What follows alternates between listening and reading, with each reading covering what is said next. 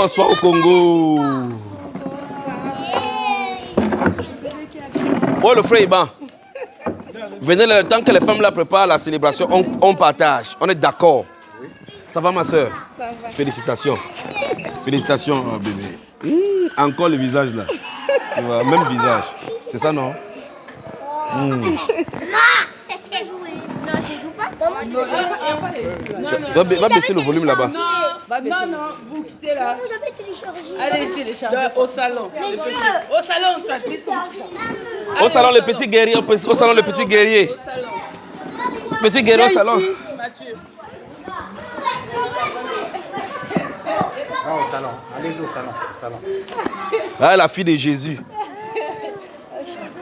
Bonsoir à Pointe-Noire. Oh, le frère Iba.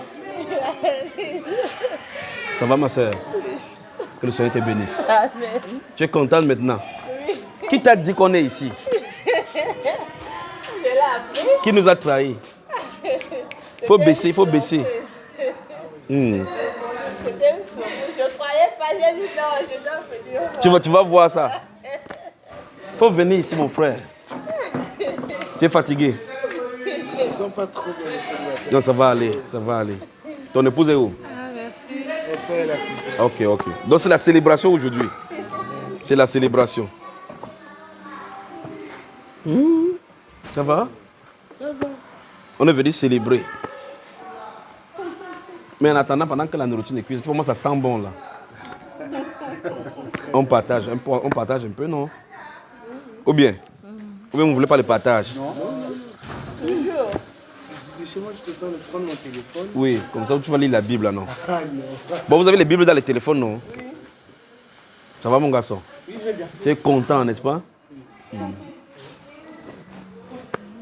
D'autres questions bibliques? Une réponse biblique. Moi, je vais vous poser des questions bibliques, vous allez me répondre, ou bien vous posez des questions. Ok, donc on va commencer par toi. On attend le frère Iban. Le prophète Iban vient. Le prophète Iban a dit, le frère Junos, pourquoi il me demande les localisations? C'est sûr qu'il va venir. Et subitement, pam, je suis là. Il dit, respectez la prophétie. Magnifique. Que le Seigneur vous bénisse. Je suis content pour ce que vous avez fait pour le Congo. L'homme ne peut ne pas voir, mais le Seigneur sait ce que vous avez fait. Les voisins, ils peuvent dire n'importe quoi de vous.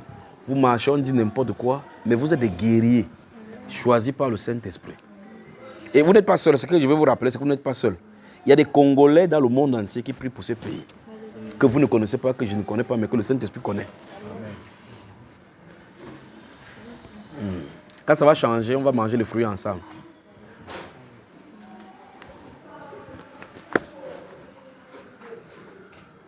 Alors, des questions en attendant? Comment était votre journée? La journée, ça a été. Tu étais fatigué? Non. Ça va. À cette année, tu vas mourir de rire. Tu es contente? Tu ne t'es pas posé la question comment on a fait pour arriver ici? Ici?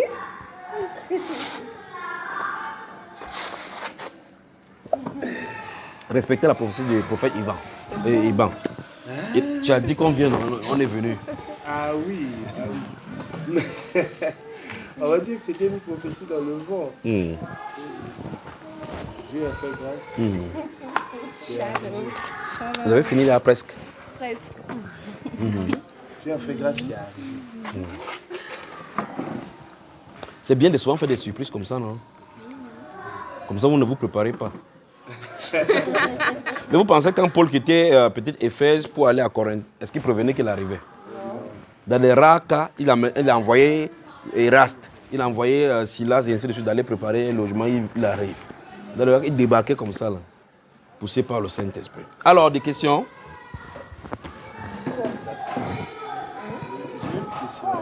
Quand je vais sortir du Congo ici, vous allez commencer à envoyer les voix à ma femme que, oh ma soeur, il y a telle question. Ma femme reçoit les voix et que voici pour les questions des Congolais. Mais voici maintenant alors, posez des questions. Très bien. Comment ça abandonner au Seigneur? Qu'est-ce qu'il a dit? Comment ça abandonner au Seigneur? Lève-toi. Lève-toi mon frère. Bah, tu tournes là-bas, tu fais 2 tours sur le rond là, tu as vu ici? Et puis tu viens t'asseoir. C'est la réponse comme ça, d'accord? Vous allez voir la réponse. Observez, il va faire combien de tours? On observe bien. Il faut bien compter parce qu'il peut faire comme ça, il ne compte pas bien. Très bien, voilà, un tour. Observez bien ce qui va se passer. 2. Après, il a dit quoi? 2 tours. Tu as fait 2 tours, oui. Observez. Très bien. C'est comme ça qu'il faut s'abandonner au Seigneur. Tu as vu ça? Tu as vu? Tu n'as pas remarqué? Tu as vu la façon dont tu es assis? Comment tu t'es assis? Donc j'ai l'assurance parce que c'est la chaise. Tu as l'assurance parce que la chaise, ça va te soutenir. Tu t'es juste abandonné sur la chaise. Tu n'as pas eu peur que... peut-être quand je suis parti, on a mis un piège. Parce qu'on peut te mettre un piège là où tu es sur la chaise. Tu es venu, tu t'es abandonné sur la chaise. Sachant que la chaise a 4 pieds, ça va te soutenir. Tu as vu? Pourtant, tu sortais là-bas, tu es allé tourner, tu es venu juste t'asseoir. Arrêtez, je voulais faire t'asseoir. Quand tu marches, tu viens, tu t'assois. Prends-moi une chaise encore, tu mets là, mon garçon. Tu vas observer la prochaine personne qui va venir s'asseoir là. Mets juste là. Oui, mets juste la chaise là-bas. Recule un peu ma soeur. Observe, prends aussi celle-là. Celle-là, tu mets derrière lui. Donc, pendant qu'on va continuer à parler, observe les gens qui vont s'asseoir ici. Après, tu vas te poser la question, qu'est-ce qui te donne l'assurance qu'en t'asseyant là, la chaise n'est pas cassée? Parce que quand tu t'assois sur la chaise, normalement, quand tu viens, tu vas faire comme ça pour tester, pour voir si c'est solide. Mais tu es venu. Donc, quelque chose en toi a déjà préparé l'assurance que non, la chaise n'est pas cassée. Tu vois? Très bien. Donc, voilà comment s'abandonner au Seigneur. Tu t'abandonnes au Seigneur pas avec la chair, mais avec le cœur. Observe donc, observez-le là où il va s'asseoir. Observez. Et quand il s'assoit, vous applaudissez directement. C'est le chef. Donc c'est comme ça qu'il faut s'abandonner. Tu t'abandonnes avec assurance, le voilà, il vient. Il ne sait pas qui a préparé la chaise, ni qui a fait quoi. Directement, il fait majestueux.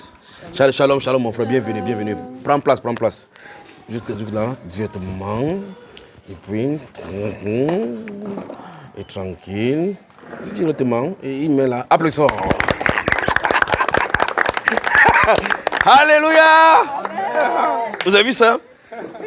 Vous avez vu, non? Félicite-le alors de s'être abandonné. Il faut le féliciter. Je ne pas le choqué. Je comprends rien. Tu as vu la façon dont tu l'as fait, n'est-ce pas? C'est abandonné sur la chaise. Il est abandonné. Mais pose la question alors maintenant. Toi-même pose la question. Pourquoi il s'est assis là-bas? Et comment... Est-ce qu'il savait que la chaise n'était pas cassée? Il ne s'est pas assuré que la chaise est cassée. La chaise n'est pas cassée. Oh, est-ce qu'il a vérifié que la chaise n'est pas cassée? Il dit juste que la chaise n'est pas cassée. Il avait l'assurance. C'est ça. En fait, il a eu l'assurance parce qu'il a vu les gens sont assis. Quand il a vu la chaise déposée et que c'est vide, il s'est dit, si les gens sont assis et que la chaise est disponible, donc ce n'est pas cassé. Donc s'il regarde dans la Bible, les gens ont servi le Seigneur, ont eu confiance au Seigneur. Et le Seigneur a agi. Si le Seigneur m'appelle, la même Bible est vraie, je m'abandonne comme eux. Point. Amen. Tu vois ça? Très bien. Donc si Dieu n'a pas trompé Pierre, n'a pas trompé Paul, n'a pas trompé Abraham, ce n'est pas nous qui va tromper aujourd'hui. Ouvrez Luc chapitre 11 alors. Ah, on a pris la Bible. Oh. Luc chapitre 11.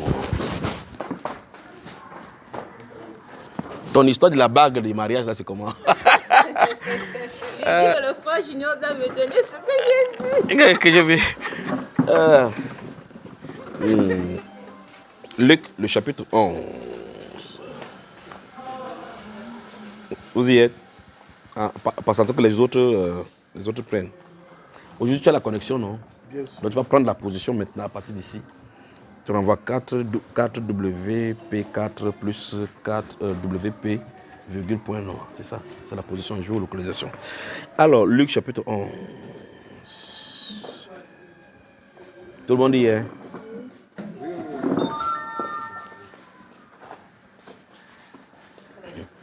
La lumière, le fait qu'on coupe la lumière tellement fait que chacun a le téléphone seulement avec, parce que sinon on ne pourrait pas lire. Pas vrai? Dans le livre de Luc chapitre 11, tu peux lire. Non, c'est bon, ma chérie. Non, tu peux lire. Les versets 12 et 13, qu'est-ce que ça dit? Versets 12 et 13, Luc chapitre 11. Ou, s'il demande un œuf, lui donnera-t-il un scorpion? Si donc, méchant comme vous l'êtes, vous savez donner des bonnes choses à vos enfants, à combien plus forte raison le Père Céleste donnera-t-il le Saint-Esprit à ceux qui le demandent? À ceux qui? À ceux qui le lui demandent. Voilà, c'est ça. À ceux qui le lui demandent. Donc, qu'est-ce que le Seigneur veut faire? Il veut amener d'avoir confiance en lui quand on demande quelque chose. Ici, il prend nous, les parents qui sont humains. Il dit, vous êtes les êtres humains, vous êtes méchants. Mais quand votre enfant demande du poisson, vous n'allez pas chercher un serpent pour lui donner, parce que le serpent a le venin.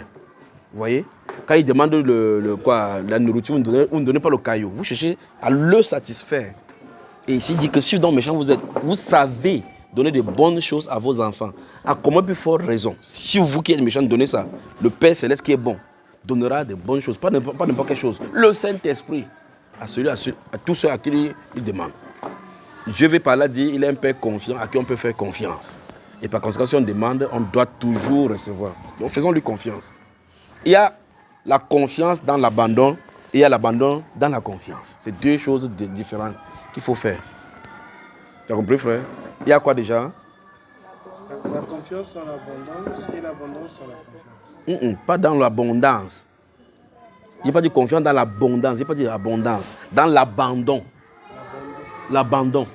D'accord? Il y a la confiance dans l'abandon.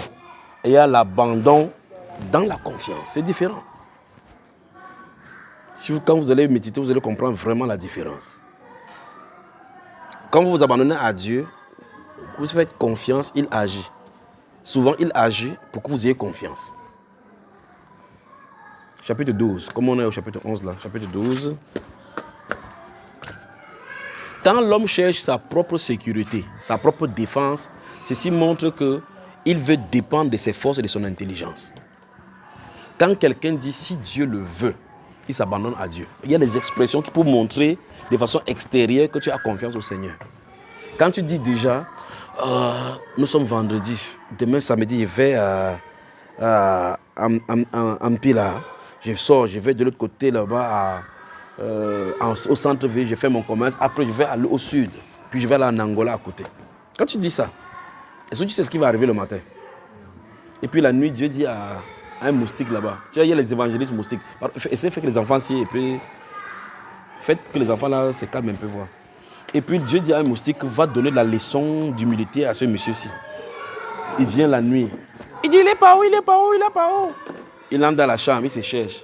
Il vient dans tes oreilles, est-ce que tu dors? Tu veux? Est-ce que tu dors? Il passe se calmer quelque part jusqu'à ce que tu te calmes. Quand tu te calmes, il vient, il fait ça. Tu dois apprendre à être humble, tu as compris?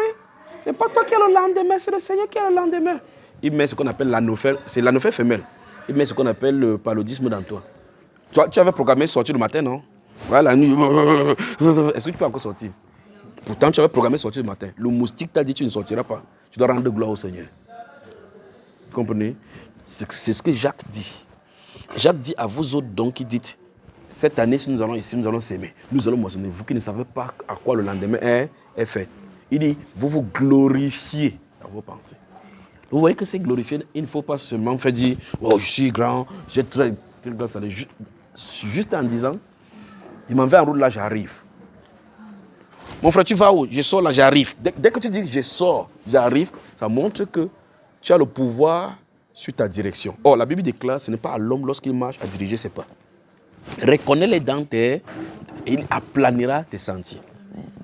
Vous voyez, ce n'est pas à l'homme lorsqu'il marche à diriger ses pas. On n'a pas dit de diriger son avenir, ses pas. Donc, un pas avec l'autre, après l'autre, c'est la grâce du Seigneur. Et dans toutes ces grâces, on doit le reconnaître dans nos voies. Parce que tu peux sortir là. Il y a quelqu'un que j'ai vu quand j'étais à l'université, il était en train de se coiffer.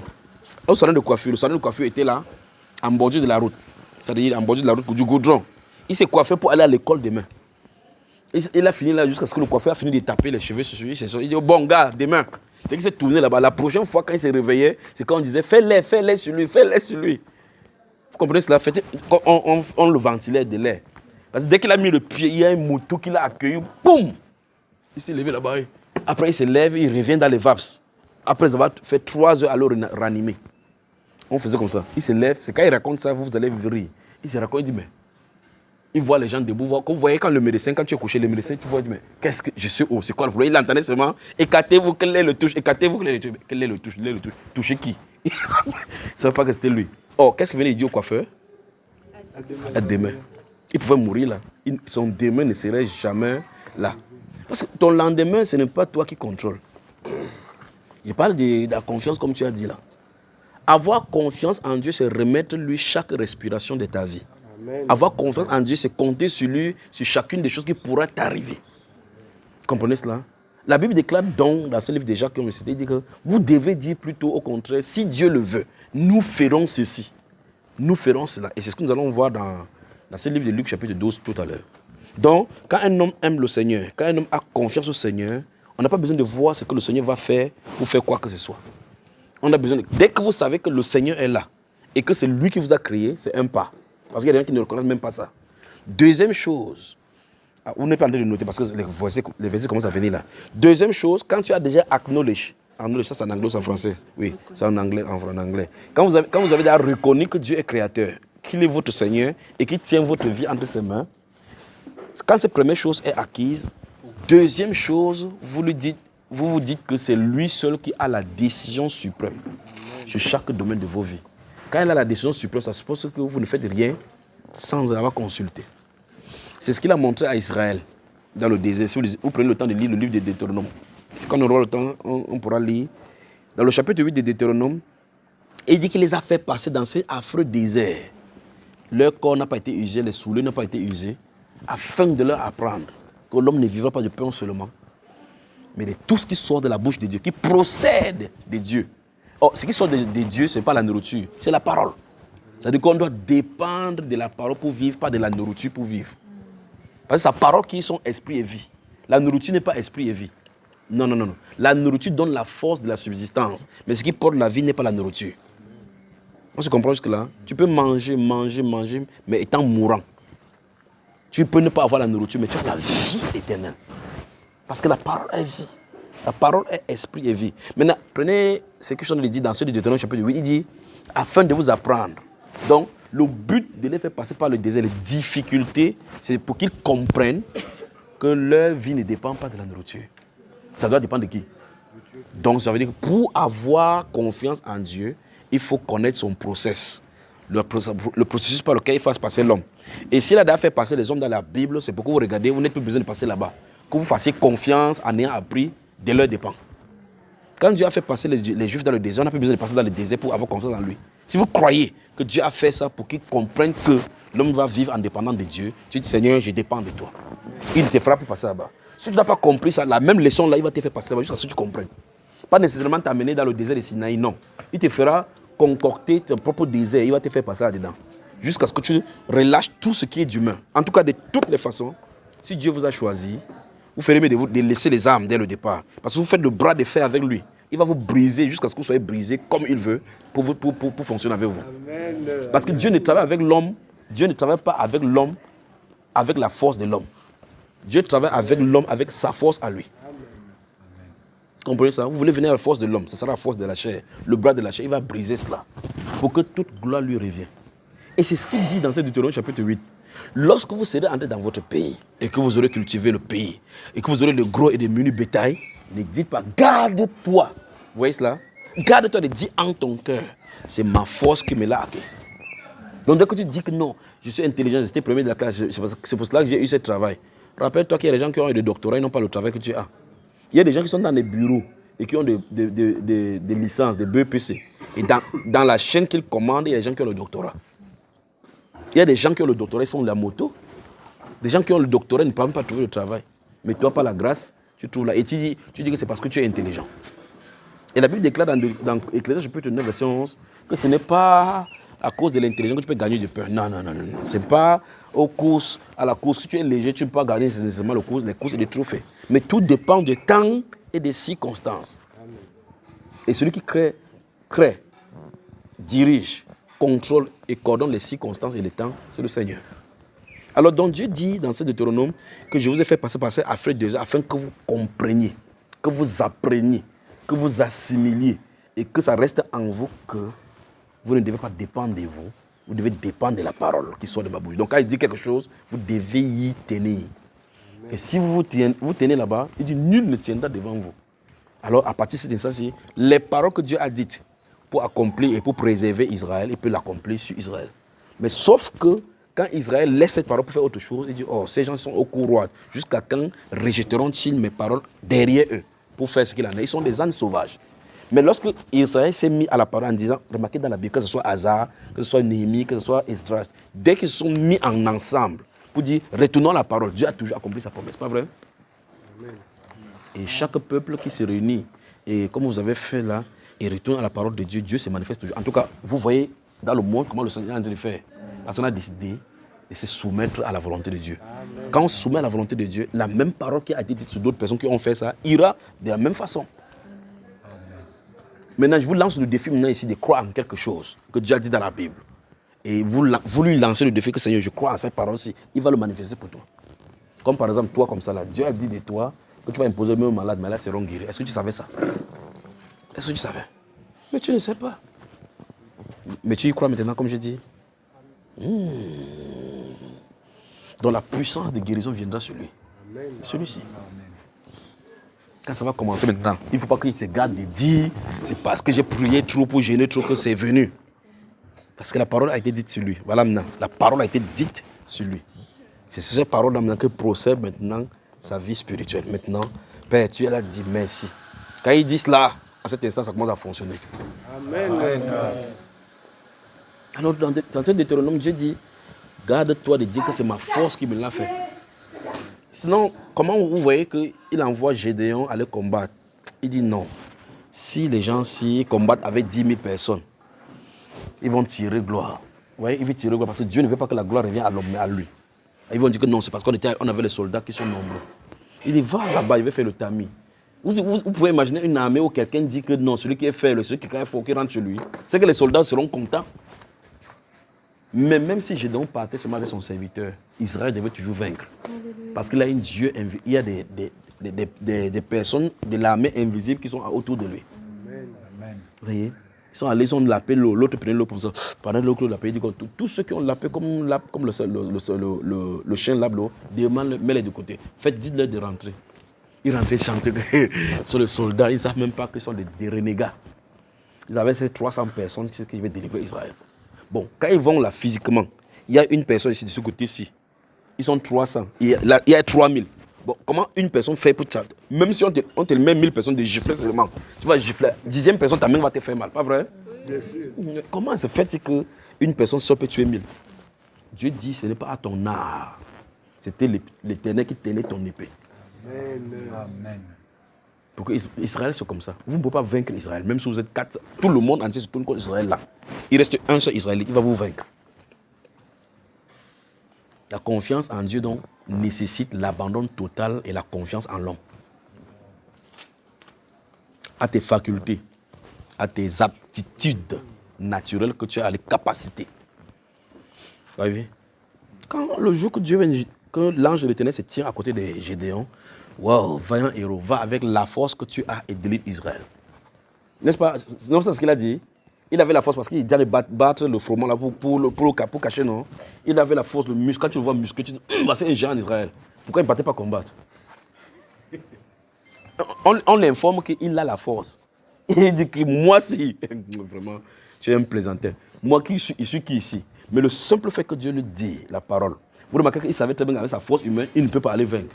Juste parce que Dieu maintenant lui dit, si c'est vraiment toi, parce qu'il savait qu'il fallait dépendre que c'est Dieu. Il fallait avoir l'assurance que Dieu qui est en train de l'envoyer. Ok, ben dans ce cas, je mets ce tisson ici.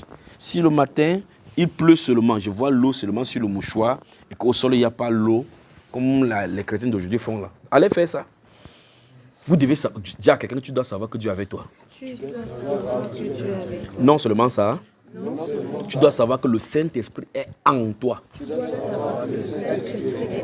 Comme vous aimez poser trop de questions là. Nous sommes dans une génération de raisonneurs et de questions. Non, c'est moi qui dis le truc. Ça te dit, la main bouge. Frère Junior, pourquoi ma main bouge? Ma main est calée. Frère Junior, pourquoi ma main est calée? Continuez toujours comme ça là. Vous imaginez l'apôtre Paul qui, sur le chemin de Damas, ne connaissait pas le Saint-Esprit. Il ne connaissait pas le Seigneur Jésus. Et tout à coup, la lumière fait boum, boum, il tombe. Quelle est la caractéristique de sa vie? Qu'est-ce qui arrive spontanément après ça, quand il se relève? Il change de vie. Non, avant que la vie ne change, qu'est-ce qui arrive? Physiquement, qu'est-ce qu'il observe? Vous observez en l'apôtre Paul, c'est quoi? Il est aveugle. Applaudissez pour vous. Très bien. Vous avez vu quelque part où l'apôtre Paul s'est inquiété? Non. Vous avez vu quelque part où il s'est indigné? Non. Vous avez vu quelque part où il a demandé à Damascus, cherchez-moi les gens pour qu'ils viennent me prier pour que mes yeux s'ouvrent? Non. Il est juste resté calme. Voilà donc l'abandon. Le secret de l'abandon. Quelqu'un qui voyait subitement, il a une indication, l'aveuglement vient. Il ne pose pas de questions. Qu'est-ce qui m'est arrivé? On dit qu'il cherchait des gens en tâtonnant pour qu'on puisse le tenir par la main pour le faire entrer à Damas. Il arrive là-bas pendant 3 jours. 1 jour, 2 jours, 3e jour, il a la vision. Un homme qui vient. Mais ce qui sonne prendre là comme question, c'est parce que maintenant que le Saint-Esprit se meurt maintenant, quand quelqu'un a l'oreille qui bouge, frère Junior, pourquoi mon oreille bouge?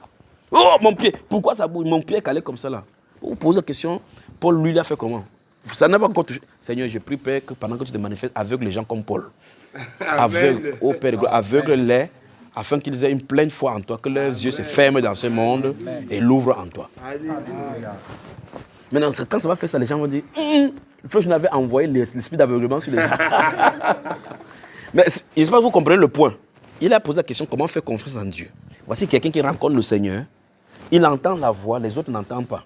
Comment tu vas prouver à quelqu'un qu'une voix a parlé? On était ensemble au même endroit. C'est parlé depuis le C8. Il a dit, Saul, Saul, pourquoi me persécutes-tu? J'ai dit, qui es-tu, Seigneur? Il a dit que je suis Jésus que tu persécutes. On m'a dit, c'est la dernière fois que tu dis des bêtises comme ça. Jésus, on l'avait tué depuis. Les institutions ont volé le corps, pas vrai?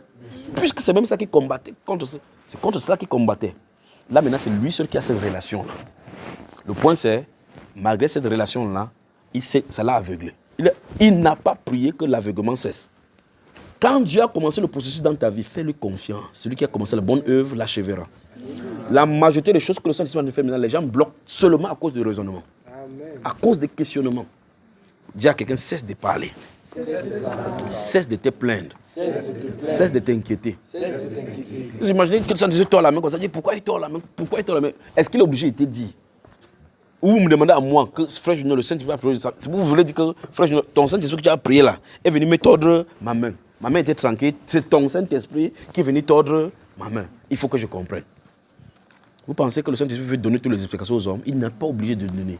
Regarde, quelqu'un me dit encore, laisse-le agir. Cesse de poser des questions. Cesse de raisonner. Très bien.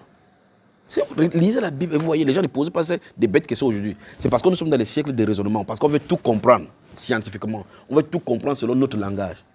Vous ne savez même pas pourquoi le Saint-Esprit a de faire ainsi. On ne sait pas pourquoi il a de faire ainsi. Mais il dit les armes avec lesquelles nous combattons. Nous entrons dans une phase de combat. Et ce n'est pas le Saint-Esprit de l'amour qui est en train de venir. Je vous préviens. Le Saint-Esprit qui est venu sur vous, ce n'est pas le Saint-Esprit, c'est le Saint-Esprit version combat. Vous avez compris, non? Voilà. C'est pour ça que vous allez voir beaucoup de choses, vous voyez en tenue. Okay. Vous avez vu quelqu'un dans la Bible qui a le songe qu'il est en tenue militaire. Dites-moi pourquoi vous avez maintenant le songe avec le tenue militaire, quand vous voyez les preuves bibliques là. Vous allez voir les songes de la Bible, c'est passe à Macédoine et évangélise-nous. Pas vrai? C'est pas ça maintenant. Maintenant, c'est le combat. Vous allez combattre les démons dans vos familles, dans vos vies, dans le pays, dans les nations. Les armes avec lesquelles nous combattons. Parce que les pensées qui sont captives doivent être ramenées au Seigneur. On ne fait pas ça en disant que Jésus-Christ nous aime. Ce n'est pas ça dont c'est les questions. Il faut combattre comme vous combattez là. Donc maintenant, il fallait expliquer toutes ces choses aux chrétiens pour dire, ah non, c'est le Saint-Esprit. Le Saint-Esprit n'a pas changé. Le Saint-Esprit qui est sur vous, c'est celui qui était sur l'apôtre Pierre. Mais c'est celui qui était sur Paul, c'est celui qui était sur Jésus, c'est celui qui était sur Gédéon, c'est celui qui était sur David, c'est celui qui était sur Samson, qui attrapait les gens, il déchirait. On dit l'esprit l'a agité, c'est le Saint-Esprit dont on parle. Mais c'était la phase de combat et de tuer. Il y a le Saint-Esprit à la phase d'amour. Ce que vous en avez de recevoir, ce n'est pas le Saint-Esprit à la phase d'amour. Vous avez compris, non? En tout cas, ce n'est pas vous qui fixez les règles, c'est lui. Amen. Donc ne dites pas que non. Le Saint-Esprit, c'est vrai que c'est l'esprit de douceur. Mais sachez que sur David, il l'a tué. Quand il rentre de combat, on dit que Saul a tué combien? Saul a tué combien? David lui a tué combien? Dis à quelqu'un, c'est le Saint-Esprit en David qui tuait. C'est le Saint-Esprit en David qui tuait. 10 000 personnes. C'est pas ça, hein? En tout cas, pour vous montrer qu'il tue. Il a fait ça dans le Nouveau Testament. Il n'a pas tué le monde, il a tué le chrétien. Tu manques, il te tue. Chant.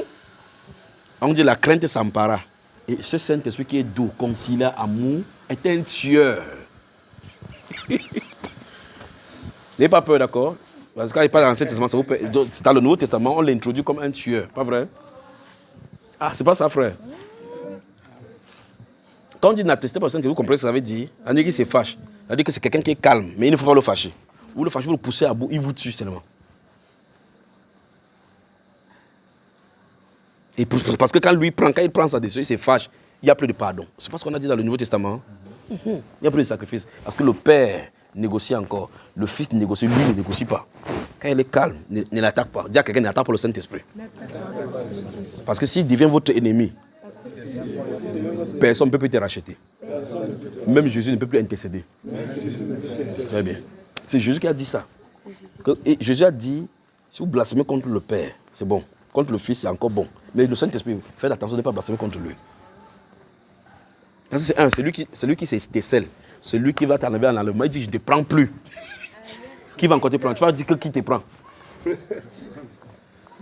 Vous comprenez ce qu'il veut dire, non? Amen. Très bien. Alors, le Saint-Esprit qui vient sur vous, n'essayez pas de le comprendre. Vous ne le comprendrez jamais. Personne ne le comprendra. Qu'est-ce qu'il faut faire? Il faut donc faire ce que tu as demandé là. S'abandonner entre ses mains. L'apôtre Paul avait déjà donné ça en loi. Celui qui a commencé cette bonne œuvre en vous la rendra parfaite pour le jour de Christ Jésus. Alléluia. D'accord? Donc, ce qu'il faut faire, c'est Seigneur, ce que tu as commencé à faire. Vous imaginez qu'on est dans la salle de prier comme ça, le Saint-Esprit est en train de se mouvoir. Quelqu'un se lève comme ça, vous voyez, il met un pied comme ça, il met notre pied là-bas. Il met ça, il serre debout. Qu'est-ce qu'il est en train de faire? Il dit que je ne veux pas tomber, je ne veux pas tomber, je ne veux pas tomber. Il dit au Saint-Esprit, ne tente même pas de me renverser ici. En temps, pendant qu'il dit, ne tente pas de me renverser, je ne veux, même si on fait quoi, je ne tombe pas. Mais subitement, toujours dans son cœur, il dit, Seigneur, remplis-moi, remplis-moi. C'est quand même terrible cette génération. Je ne sais pas si vous comprenez. C'est-à-dire que vous priez pour quelqu'un, il est debout. Et souvent, comme ma femme filme sur moi, il fait seulement avant que vous regardez-le. Ouais, dès qu'ils sont arrivés, vous voyez, la personne fait comme ça. Il dit, quand le frère junior passe à côté de quelqu'un, il tombe seulement, il fait comme ça là. Après, quand il voit ça souvent, il me tourne, je pars. Après, tu entends que la personne dit, Seigneur, remplis-moi, remplis-moi, remplis-moi. Quand il vient encore, il bloque comme ça, que c'est dangereux. Oh, quand tu tombes, qu'est-ce que ça fait? Tu n'es pas obligé de tomber pour que le Saint-Esprit agisse. Il n'agit pas. Oh, pour lui, mais peut-être le Saint-Esprit ne peut pas le faire tomber. Mais il croit que c'est moi qui suis le Saint-Esprit. Le Saint-Esprit peut te renverser. En tout cas, on a prié comme ça. Il y a des gens qui ça a tordu leur bouche. D'autres, ça a tordu le pied. L'autre, il était tombé là-bas. Je ne suis même pas venu vers lui. Quand le Saint-Esprit fait quelque chose, essayons de ne pas raisonner. C'est l'esprit cartésien. C'est-à-dire que l'esprit scientifique de vouloir comprendre. Pourquoi telle chose est comme ça? Pourquoi telle chose est comme ça? C'est ça qui nous crée le problème. Si vous abandonnez totalement entre les mains du Seigneur, vous dites, la Bible est vraie. La parole de Dieu est vraie. Le Seigneur Jésus-Christ est réel. Il est mon Seigneur, il est mon Père. Il a dit, si vous donnez de mauvaises choses aux enfants, la bonne chose aux enfants, à combien plus forte raison le Père vous donnera-t-il le Saint-Esprit à ceux qui lui demandent? Donc, ça veut dire que le Père, il ne permettra pas qu'un serpent vienne quand vous avez demandé le Saint-Esprit. Faites-lui juste confiance. C'est ça dont il est question. D'accord? Vous demandez la guérison, il ne peut pas vous donner la maladie. Parce que c'est la volonté parfaite que vous soyez guéri. C'est la volonté parfaite. Si vous donnez les mauvaises choses, les bonnes choses qui sont au ciel, c'est pour qui alors? C'est pour les enfants du diable. Donc faisons attention. Ne questionnons pas le Saint-Esprit, questionnons notre règle de foi avec lui. Questionnons-nous si nous sommes en règle. Quelle est l'attitude de la foi? Seigneur, je te fais confiance. Comme un enfant a confiance à son Père, je te fais confiance pour ma vie présente, pour ma vie future. Parce que tu ne peux rien, même si tu as les inquiétudes, comment tu ne peux pas contrôler le lendemain. Parce qu'on ne doit pas s'inquiéter, d'accord mes frères? Est-ce que je peux me rassurer à Pointe-Noire aujourd'hui que les frères s'ils n'ont plus envoyé les voix à ma femme pour dire quand je dormais, et ma soeur Grâce, je suis tombé en transe comme ça là, il y avait une eau sur moi. Cette eau c'est quoi, frère Junior? Bon, si on te dit que maintenant que c'était l'eau chaude, ça te sert à quoi? Vous comprenez ce qu'il veut dire, n'est-ce pas? Envoyez plutôt des choses, des témoignages, que voici mon expérience qui est vécue avec le Seigneur. Et le Seigneur est à l'œuvre dans ma vie. C'est ça dont c'est les questions. Parce que chaque fois que vous envoyez, vous posez la question, ça veut dire quoi? Vous en dites, c'est lui qui a commencé, demandez-lui. C'est moi qui suis entré dans votre corps. Non. Et c'est moi qui suis entré dans votre corps. J'ai tenté de dormir avec la soeur Grâce, il avait mangé le ndolé, on a mangé le ndolé, on sort.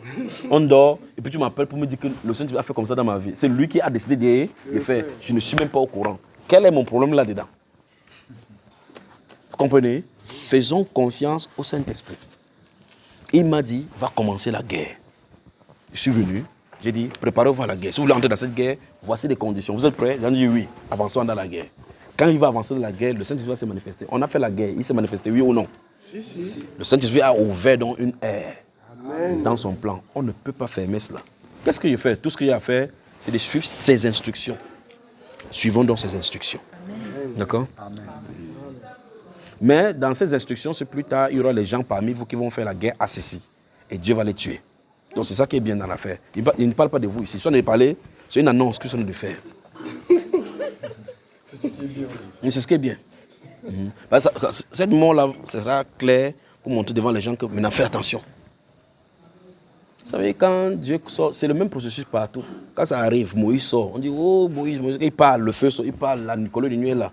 Quelqu'un d'autre va se dire là, ah, c'est pas à lui, c'est que Dieu parle à moi, il n'y a pas de souci. Quelqu'un dit Corée. Quelqu'un dit Corée. Abiram. Très bien. Dathan. Car, tu as le Saint-Esprit, non, oui. Yes. Il faut que je dois croire qu'il est le Saint-Esprit, il n'y a pas de souci. Et puis là, puis les gens derrière eux commencent à vouloir le confronter. Le but, c'est d'aller vers la terre promise. Il est là contre la paix. Quand tu veux lutter contre quelqu'un qui est appelé de Dieu, vous allez lutter contre Dieu. Il est parmi le peuple de Dieu. Il va faire les choses pour que les gens aient attention devant lui. Amen.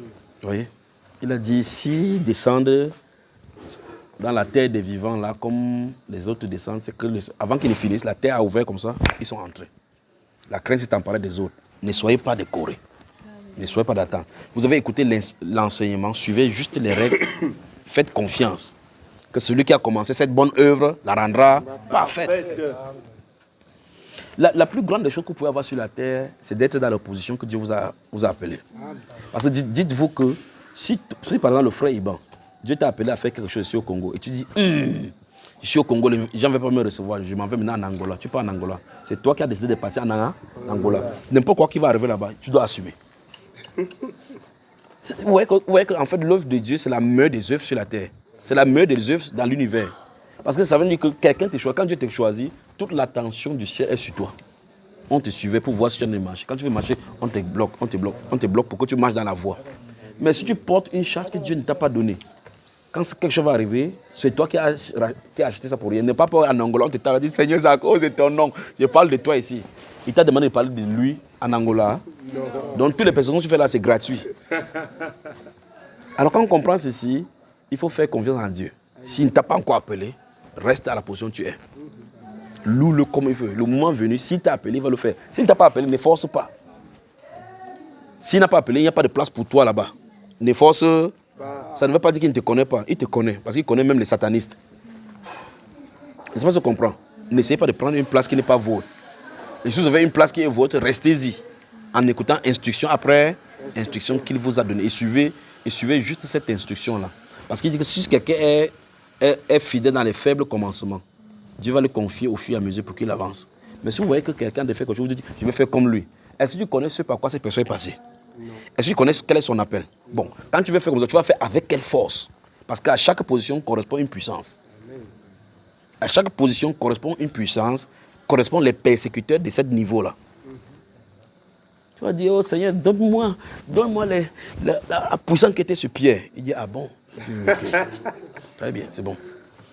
Pierre était marié, tu étais marié. Il dit, oui, très bien. Tu as vu là où sa femme était, c'est beau. Tu peux imaginer ce que ses beaux-parents vont dire s'il commence à marcher partout. Il abandonne tout ce qu'il faisait pour vivre. On va dire maintenant que celui-ci, il est entré dans une secte. Le voici maintenant, il a abandonné les enfants, les familles, il marche partout. Hier, il était à Jopé, le voilà là-bas à Corène. Le voilà maintenant qui part, il écrit même qu'au Babylone. Tu es prêt à subir cela? Parce qu'on voit seulement l'onction qui est là-dedans. Donc, dis à quelqu'un, fais confiance en Dieu. Abandonne-toi à Dieu. Reste à ta position. Attends-toi à lui. S'il dit, fais comme il a dit. À la manière qu'il a dit. C'est ça qui lui plaira par rapport à toi. Tu ne dois pas servir Dieu par rapport à quelqu'un, te comparant à quelqu'un. Vous n'avez pas la même mission.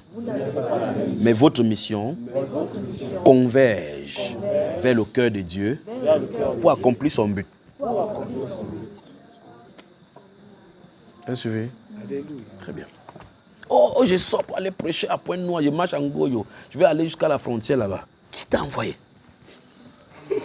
Qui t'a envoyé? Non, les gens périssent. Toi-même, tu sais que tu es sûr que tu n'es d'abord pas péri. C'est ça qu'il dit depuis dans les enseignements. Oh non, il faut qu'on sorte maison après maison. Les témoins de Jéhovah sont là pour sortir. Vous aussi, vous sortez. Il m'en va chez le voisin prêcher. Qui t'a envoyé? Et puis, tu entres là, il y avait un frère qui me racontait qu'un jour, il était allé prêcher chez un papa. C'était un marabout. Il est arrivé là-bas, il parlait. C'est là, quand il est entré dans la maison, il a vu maintenant qu'il y avait les trônes, les divinités partout. Est-ce qu'il avait la force pour sortir? Il est resté comme ça, il a tapé l'autre, il commence à parler en langue, parle en langue. Le gars a commencé à faire... Le papa est sorti, il allait prendre la machette, il a fait au sol, franc, débandade totale. Si on le coupait là-bas, il devait dire qu'on m'a coupé au nom de Jésus, n'est-ce pas? Qui l'a envoyé là-bas? Mais quand c'est le Seigneur qui vous envoie, remarquez bien tous ceux qui sont dans la Bible. Quand Dieu envoie quelqu'un à Moïse, il a un signe. Il a une force qui l'accompagne, le bâton.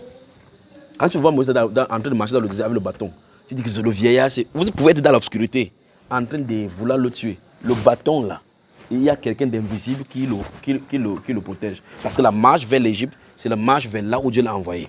Quand il dit va en Égypte, tous les cortèges des anges sont là pour frayer la route pour l'Égypte. Donc n'importe quoi qui va arriver en route, ils vont rendre compte à Dieu si quelque chose arrive à Moïse. Mais si Moïse se relève comme ça, il dit, mais mon peuple périt en Égypte. Il est temps qu'il ne pas combattre. Il faut qu'il prenne les mangeries. Si je les forme, je connais l'armée, le secret de l'armée égyptienne. Les tactiques, c'est ici. Quand il te tape, tu baisses la main, tu tapes. Le secret, c'est ici. Il pouvait s'en sortir? Non, il ne peut pas s'en sortir. Mais Dieu a choisi sa force, le bâton. Descend en Égypte. Quand Dieu dit ça, il a sa stratégie, comment il va faire sortir. Vous m'avez suivi? Et donc quand Dieu dit va, il y a le ciel qui est derrière toi pour accomplir parce qu'il y a un but. Je vous ai donné le pouvoir d'aller et faire des nations de disciples. Si tu entends cette voix, c'est pour toi. Il y a un pouvoir qui t'accompagne pour cela. Amen. Mais tu dis que les gens payent en goyo. Depuis quand les gens payent en goyo? Est-ce que chez toi tu as mis les genoux par terre pour demander au Seigneur quelle est la divinité qui contrôle Ngoyo? Quelle est la puissance qui contrôle Ngoyo? Quel est le chef de ces quartiers? Tu vois peut-être ton voisin, c'est le chef des satanistes. Tu ne connais même pas. Tu sors, celui qui a attaché les âmes. Et peut-être c'est sous son lit. Tu ne connais pas. Tu ne connais pas que le combat pour aller gagner les âmes dehors, ça se gagne d'abord spirituellement. Amen. Dieu te montre les hôtels qu'il y a à Ngoyo, ici. Tu détruis. Quand il dit maintenant, peut-être tu peux détruire comme ça pour que d'autres partent évangéliser, que tu ne connais même pas. Et là, j'en prêche maintenant. Il y a une campagne d'évangélisation quelque part, les gens croient. Or, c'est toi qui as détaché les gens qu'on a tenus captifs. L'autre a prêché, l'autre a cru. Toi, tu as fait ton travail et ils vont faire leur travail. Mais tu sais qu'ils m'avaient prêché. Tu prêches, on te verse l'eau chaude, tu dis que oh, c'est pour le nom de Jésus. C'est pas pour le nom de Jésus. Faisons confiance au Seigneur, d'accord? Il y a des gens qui sont avec moi comme ça, 1 an, 2 ans, ils ne savent même pas que je suis chrétien. Vous pouvez imaginer, je suis avec quelqu'un comme ça là, il ne lui parle jamais de Jésus. Il constate seulement comme c'est bizarre. Tu donnes la bière, il ne boit pas. Tu ne vois pas. Tu ne peux pas voir la Bible. Tu ne vois pas. Tu entres chez moi, il n'y a pas de Bible nulle part. Pas de croix nulle part, rien nulle part. Mais les deux choses l'une. Le type c'est bizarre, soit il est dans une secte bizarre, il est quand même bizarre. Le nom bizarre me sied bien et j'aime ça. Amen. Vous comprenez ça? C'est de jour un jour. Il y a des gens comme ça, quand ils commencent, il faut souvent prier. Il dit l'histoire que tu engages là, ça va te dépasser. Il dit non, quand il sort le verset biblique, il se rend compte que dans les minutes qui suivent, le célèbre, quand on applaudit, d'accord? Quand où est sa chaise? Lorsque il dit on applaudit.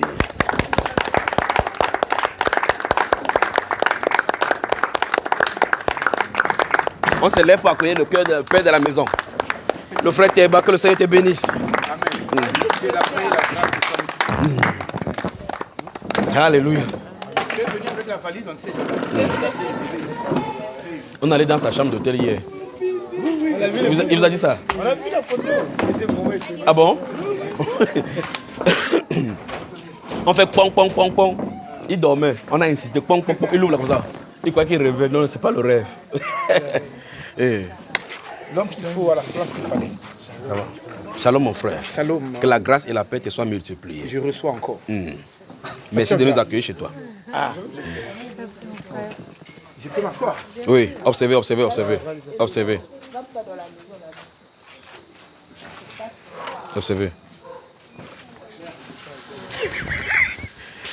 Assieds-toi chérie, assieds-toi. Asseyons-nous.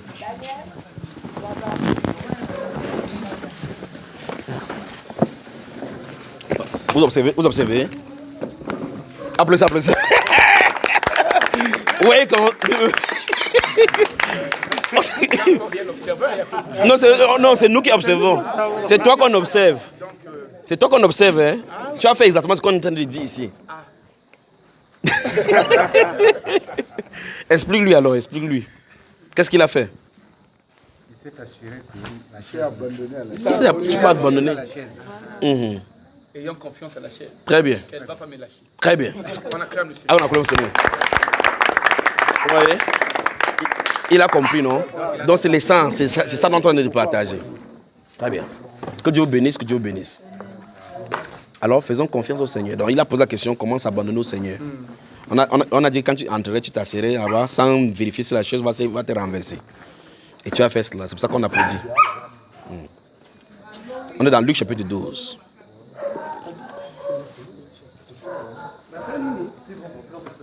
Dans cette première partie, donc je crois que les femmes ont fini là-bas, non? On lit Luc chapitre 12 là, et puis on arrête. C'est la réjouissance aujourd'hui. Et je vais vous dire certaines choses sur le Congo. Dans la deuxième partie ou troisième partie. Place au Seigneur. Hein? On observe. On observe. Dès qu'elle s'assoit bien, on applaudit seulement. Tranquille.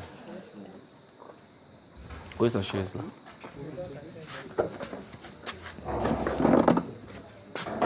Père. Soleil, viens. Observez. Regardez. Regardez. On applaudit, on applaudit. Vous avez vu? Même chose, pas vrai? Même chose. Donc, vous tous, vous avez l'aptitude d'avoir confiance aux choses naturelles. Et le Dieu invisible, on a confiance en lui sans le voir. Confiance à ses agissements sans le voir. Vous voyez? Que le Seigneur te bénisse, ma soeur. Alors, Luc chapitre 12, on finit par là. Le verset combien? À partir du verset 15. Luc 12, verset 15. À partir du verset 15. Ah, à partir du verset 15. Puis il leur dit, gardez-vous avec soin de toute avarice, Oui. car la vie d'un homme ne dépend pas de ses biens, fut-il dans l'abondance. Oui. Et il leur dit cette parabole, les terres d'un homme riche avaient beaucoup rapporté. Et il raisonnait en lui-même disant, que ferai-je? Car je n'ai pas de place pour serrer ma récolte. Voici, dit-il, ce que je ferai. J'abattrai mes greniers, j'en bâtirai de plus grands, j'y amasserai toute ma récolte et tous mes biens. Et je dirai à mon âme, tu as beaucoup de biens en réserve pour plusieurs années. Repose-toi, mange, bois et réjouis-toi. Arrêtons-nous ici. Cet homme avait confiance en quoi? Ses capacités. Quoi d'autre? C'est bien matériel. C'est bien matériel. Il n'en avait pas, vrai? Mais est-ce que c'est lui-même, les biens matériels, c'est lui qui s'est procuré cela en réalité? On dit que les champs d'un homme avaient produit, pas vrai? C'est son champ qui produit. Mais est-ce qu'il connaît le processus de production? Quand tu as fait les terres, tu as fait tout ce que tu as à faire. Le reste, ce n'est pas toi qui fais pousser ça. Alors quand tu mets dans la terre, pour que ça pousse, ça dépend des dieux. Voilà la partie de son travail qu'il n'a pas compris. Écoutez-moi très attentivement. Vous avez des terrains, vous avez des hectares que vous cultivez. Vous connaissez que le processus qu'on met de la semence là-bas, ce n'est pas un homme qui fait pousser les semences. Vous mettez la semence sur la terre, après avoir cultivé, vous faites les sillons. Vous mettez soit l'igname, les patates ou quoi que ce soit. Quand vous mettez en terre, pour que ça pousse, développe et produise, il faut l'intervention du Seigneur. Et donc quand il a fait ça, tout naturellement, puisqu'on fait ça sur la terre, on voit que quand on fait l'expansion, on cultive ici, ça va donner. Le simple fait qu'on a fait ça de façon régulière, les gens trouvent que c'est évident. C'est-à-dire que c'est normal que si on fait ça, ça fait. Mais le problème, c'est qu'ils ne voient pas qu'il y a une hauteur qui fait pousser. C'est-à-dire qu'après avoir fait ce que vous avez fait en tant qu'humain, il y a la partie divine, où le divin accomplit. Et donc il a cru que c'était naturel, que c'est pas ses forces, comme il a les servants, les serviteurs, la terre. C'est pour ça qu'il a cela. Il peut donc avoir confiance et se dormir sur les royers en glorifiant dans son cœur que maintenant, mon âme, tu peux te réjouir. Même si il y a la famine sur toute la terre au Congo, tu auras les réserves. Pas vrai? Qu'est-ce que Dieu lui dit, mon frère? Mais Dieu lui dit, insensé, cette nuit même ton âme te sera redemandée. Oui. Et ce que tu as préparé, Pour qui? cela Pour qui sera-t-il? Donc ça veut dire qu'on va manger maintenant sa récolte sans qu'il n'ait goûté quoi que ce soit. C'est ce que Salomon disait dans le livre d'Ecclésiaste, en disant que, ok, je passe mon temps à méditer sur les bons et le bien et les mal, je construis des temples, j'amasse de l'or. Mais qui sait si, après mon départ, celui qui va me succéder va pouvoir gérer cela. Et encore là, c'est vanité et poursuite devant. Celui-ci n'a pas appris à ses dépens, à ce que Salomon avait dit. Parce que s'il avait appris, il devait comprendre qu'il faut apprécier Dieu qui donne. Maintenant, Jésus va lui dire donc, c'est comment on va faire, comment être riche selon Dieu. La suite. Il en est ainsi de celui qui amasse des trésors pour lui-même et qui n'est pas riche pour Dieu. Voilà. Est-ce que Dieu mange le maïs grillé? Non. Il mange les photos? Non, il ne mange pas. Mais on dit qu'il faut être riche pour Dieu. Être riche pour toi. Mais pourtant, dans l'effort qu'on voit humain, c'est toi qui fais. Tu es censé rentrer au travail à quelle heure, mon cher? Oh, même à minuit. À minuit. Très bien. C'est essentiel que je sois là avant 4 heures du matin. Très bien, vous avez vu ça? Bon, supposons que tu as un grave palu là, tu rentreras? Non. Dans les cas urgents, tu ne peux pas rentrer, pas vrai? Donc ça, c'est au cas le plus possible pour toi, c'est que tu dois être au travail à telle heure. Mais il y a des cas d'intervention où si Dieu veut que tu ne parles pas, tu ne partiras pas. On appelle donc ça les cas de force majeure. C'est ce que l'humain dit, qu'en cas de force majeure, là tu peux te justifier pourquoi tu n'as pas été là. Parce qu'il faut que les cas, ce soit des forces majeures. Et les cas de force majeure sont des choses que tu ne maîtrises pas. On cite donc ce que c'est que ces cas de force majeure. Il peut y avoir une pluie battante là, que tous les endroits sont inondés, il ne peut pas bouger. Et donc maintenant, si tel est le cas, ça se pose qu'il y a des phénomènes, des cas de force majeure sont des phénomènes qu'on ne maîtrise pas, qui ne sont pas des paramètres qui ne sont pas dans les clauses qu'on a citées. Vous comprenez, n'est-ce pas? Supposons qu'il y ait des vents même en mer, les vents au les plateformes sur lesquelles vous travaillez. Il y a des cas de force majeure, même les gens qui assurent les avaries qu'il y a là-bas. Il y a des cas de force majeure qu'on ne doit pas assurer. Parce que l'assurance est liée à des phénomènes tels qu'on peut maîtriser, comme les incendies. Ne pas causer. Même les incendies, pour qu'on puisse le faire, il va falloir qu'on fasse des enquêtes pour voir si ça n'a pas été criminel, causé par des négligences humaines, et ainsi de suite. Pour pouvoir savoir comment y entrer. Mais si tel n'est pas le cas, des forces majeures sont des forces endogènes ou exogènes qui ne dépendent pas de la volonté de l'homme. Et ces forces-là sont sous le contrôle, soit du diable, soit de Dieu. Parce qu'il peut déchaîner une tempête ici là maintenant. Il souffle comme il a de souffler. Dans un mois aux États-Unis, 400 tornades ont été recensées. Ça a balayé les maisons ont été soufflées, pas vrai? Est-ce que c'était prévu que en un mois, 400 tornades tombent sur l'Amérique? Ce sont des cas de force majeure. Maintenant, quelqu'un qui disait que non, j'ai ma parcelle là-bas, je suis en train de construire ma maison, quand ça sera belle, ça sera comme ça. Là. Quand la tornade est venue, il avait prévu ça dans la tornade là-bas? Non. Il n'a pas prévu. Que ma maison est belle plus que pour tout le monde au quartier. Quand il rentre, on lui demande que ta maison était où? Il regarde le quartier, il ne sait pas par où la maison était trouvée. Ça a soufflé toutes les maisons, sans dessus, sans dessous. Force majeure. Et Dieu fait ça pour que l'homme ne se glorifie pas. Quand l'inondation, regardez ce qui se passe au Brésil, quand l'inondation entre, tout le monde reste, vous observez, quand ça porte ta voiture, ça donne d'aller, tu ne demandes pas à l'eau que tu peux ouvrir avec ma voiture. C'est devant toi qui se fait en journée. Mais c'est un bandit qui fait, tu dis, hé bandit, appelle la police 901. Voilà, ça appelle la police alors qu'on arrête l'eau là. Que l'eau a de prendre ta voiture, ça part. Devant toi, comme ça ne se fait pas, ça renverse, ça cogne quelque part, bam! Tu vois que ta Rolls Royce et ton Infiniti ont de s'émietter. Là où tu as mis toute ton économie, tu cherches de la partie, il y a ton poumon, tu arrêtes ça que... on dit c'est quoi? C'est Christ qui a dit va m'arrêter. Quelqu'un dit force majeure. La force majeure sur la gouvernance des esprits. D'accord, frère? Et donc ces choses doivent nous faire comprendre qu'il y a des choses qui ne dépendent pas de nous. Là, pour le cas de ce monsieur-ci, la force majeure, c'est que quand on va se lever le matin, on va trouver qu'il est mort dans son lit. Pour les amateurs des superstitions, on va dire que non, c'est sûr que son voisin l'a tué, on a mangé son cœur la nuit. L'autre va dire qu'il avait certainement pris l'argent de monsieur qui a travaillé au champ, il n'a pas payé tout le monde. Le monsieur a fait des imprécations sur lui, il est mort. Mais la Bible nous donne la vraie version. Que cette nuit-là même, c'est Dieu qui a dit ton âme te sera demandée. Ceci veut nous faire comprendre que si nous ne glorifions pas Dieu à tout moment, Dieu peut nous faire sortir du monde. Quand Dieu le fait sortir, on n'a pas posé la question, ce monsieur-ci avait la dette en banque qu'il a pris. On n'a pas demandé, peut-être sa femme est malade, est enceinte. Il faut qu'on attende qu'elle accouche. Dieu ne dit pas que non. Quand ta femme va finir d'accoucher, que l'enfant sera bien protégé, je vais maintenant te tuer pour que les gens sachent que je suis Dieu. Non, non, non. Il t'enlève tout simplement. Il t'enlève tout simplement. Quand Corée, Data et Abiram sont opposés à Moïse, quand ils étaient là, 205 avec les flambeaux, quand Dieu a ouvert la terre pour les avaler, quel qu'en soit l'endroit où sa femme, ses enfants se trouvaient, les tentes s'ouvraient, ça entrait. quand tu appartenais, tu disais Madame Corée, Madame Corée, mon mari s'appelle Corée, il n'y a pas de problème. Il n'y a pas de problème. Dis à ton voisin qu'il n'y a pas de problème. Comment tu t'appelles Madame Corée là? Sache quand Corée est rebelle, devant Dieu, toi-même tu es rebelle. Donc, il est venu se confronter à Moïse. Le jour quand il est allé se confronter à Moïse, quand la terre ouvrait là-bas, là où il y avait sa tente, ça s'ouvrait, ses enfants et lui entraient. Dieu a fait disparaître tout cela. Vous comprenez ce que je veux dire? Je veux dire qu'il y a des choses qui ne dépendent pas de nous. On ne doit pas pousser Dieu à l'extrême où c'est notre vie qui va prendre pour donner les leçons aux autres. Il a déjà fait ça dans les Saintes Écritures. Ne tentons plus Dieu afin que Dieu n'use les mêmes punitions sur nous, afin que les autres en soient édifiés. Donc, faisons confiance au Seigneur, c'est tout ce qu'il faut faire. D'accord? Cet homme-ci est mort sans goûter au premier maïs. Même s'il sort de son corps, il voit comment on a détruit ce grenier. Il se fâche, il ne peut rien faire. On se comprend? Vous travaillez journellement. Vous faites les efforts journellement. Il y a des gens qui ne font pas ces efforts-là. Ils ont 800 000 fois ce que vous avez. Parce que Dieu leur a fait grâce. Et quand vous voyez ces gens de personnes, vous allez mouchader. Vous ne savez pas ce que les sacrifices que ses pères ou ses arrière-parents ont payé et que Dieu a décidé qu'il va bénir dans sa génération futuriste.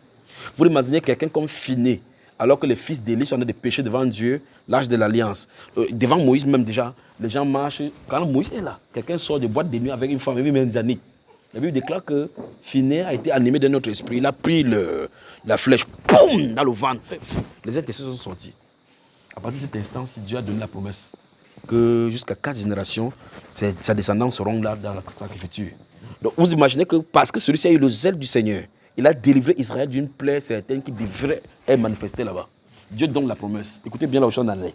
Dieu donne la promesse à lui et à sa génération. Un petit fils de Phiné né, il ne fait pas d'effort, il fait n'importe quoi, ça marche. Tu commences à te comparer à lui. On va te comparer à lui. Mais pourquoi c'est la lignée, c'est qui marche? Est-ce que c'est ce que son grand-père a fait devant Dieu? Et quelle est la grâce que Dieu lui a donnée à sa génération? C'est ce que je veux dire. Donc, c'est pour dire que si vous voyez quelqu'un de réussir, n'essayez pas de regarder son circonstance comme ça. Si vous interrogez son passé et le passé de sa génération, il y a une grâce de Dieu sur sa génération.